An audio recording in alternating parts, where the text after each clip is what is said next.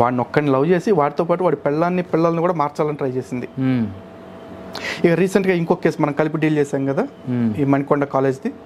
అది చూడు, కాలేజ్లో చేరిన ఒక అమ్మాయిని, 15 ఏళ్ళ అమ్మాయిని, అప్పటికే ఆల్రెడీ అందరితో మంచి ఫ్రెండ్లీగా ఉండే అమ్మాయిని తన ఫ్రెండ్స్ అందరికీ తన దూరం చేసి ఐసోలేట్ చేసేసి ఒక 4 ముస్లిం అమ్మాయితో ఫ్రెండ్షిప్ చేసేస్తారు. చేసుకుని అమ్మాయిని ఎంత సెడక్షన్ చేశారంటే 4 రోజుల తర్వాత కంప్లీట్గా వీళ్ళే మంచి ఫ్రెండ్స్, వీళ్ళు తప్ప నాకు ప్రపంచం లేదనే స్టేజ్ వచ్చిన తర్వాత సడన్గా అమ్మాయిని ఐసోలేట్ చేయడం మొదలుపెట్టారు. ఇగో మేము పక్కన విడిగా కూర్చొని భోజనం చేస్తాం. వై అంటే మీరు వెజిటేరియన్స్ కదా, మేము నాన్ వెజ్ తెచ్చుకున్నాం, మేము దూరంగా తింటాం అంటే అమ్మాయి ఏమనుకుంటుంది, జస్ట్ బికాజ్ నా అలవాటు వల్ల 4 దూరంగా ఉంటున్నారు కదా, 4 కోసం నేను కన్విన్స్ అయితే తప్పేంటి అని ఈ అమ్మాయి ఆలోచించే స్థితికి తెస్తున్నారు. అదే అమ్మాయిని తర్వాత దూరంగా కూర్చోవటం, ఎందుకంటే మీరు పీరియడ్స్లో ఉన్నప్పుడు మమ్మల్ని ముట్టుకోరు కదా, లేకపోతే మేము నాన్ వెజ్ తిన్నప్పుడు మీరు మమ్మల్ని ముట్టుకోరు కదా, అందుకే మేము దూరంగా కూర్చుంటున్నాం అని చెప్పేసి అంటే అమ్మాయిని ఎమోషనల్లీ డిపెండెంట్గా మార్చుకుంటున్నారు వీళ్ళు. చేసి 4 రోజులు కొన్నాళ్ళ తర్వాత ఆ అమ్మాయికి అదే కాలేజ్లో సెకండ్ ఇంటర్ చదువుతున్న ఒక ముస్లిం వ్యక్తిని పరిచయం చేసి అమ్మాయిని అతనితో లవ్లో పడేలా చేశారు. చాలామంది హిందువులు ఏమనుకుంటారు, మా అమ్మాయి ముస్లిం అబ్బాయిలతో మాట్లాడదండి, అమ్మాయిలతోనే ఫ్రెండ్షిప్ చేస్తుంది అని చెప్పేసి అనుకుంటారు.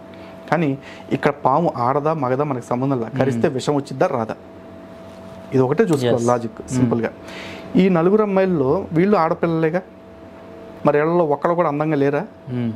ఆడేళ్లలో ఒక్కళ్ళని కూడా లవ్ చేయలేపాడు ముస్లిం వాడు.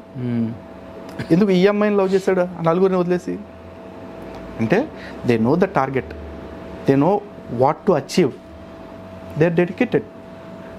కానీ మనకు అట్లాంటి వ్యవస్థలు లేవు కదా.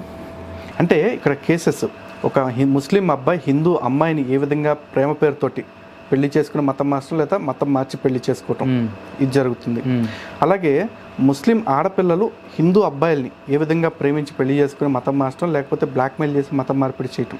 అదేవిధంగా హిందూ ఆడపిల్లలు సాటి ఆడపిల్లల్ని అంటే ఫ్రెండ్షిప్ పేరుతోటి తీసుకుని ఆ తర్వాత బేకరీలకని ఇళ్ళకని తీసుకెళ్ళి వాళ్ళ బావల్ని, మరుదుల్ని, లేదా తమ్ముళ్ళని పరిచయం చేయటం, అన్నల్ని పరిచయం చేయటం, ఇవన్నీ కూడా జరుగుతూ ఉంది. ఇవన్నీ కూడా లవ్ జిహాద్ ప్రాక్టీసెస్లో డిఫరెంట్ యాంగిల్స్. ఇక్కడ ఎండ్ ఆఫ్ ది డే ఏంటంటే నువ్వు ఏ రూపాయన చేస్తావు నాకు అనవసరం, హిందూ ఆడపిల్లని లేకపోతే క్రైస్తవ ఆడపిల్లని తీసుకొచ్చి మత మార్పిడి చేయాలి అని చెప్పి చెప్తా ఉంటారు. మనం ఎక్కువగా హిందూ యాక్టివిస్ట్గా ఉన్నాం కాబట్టి మనం ఎక్కువ హిందూ ఆడపిల్లల బాధల్ని చూస్తూ ఉంటాం.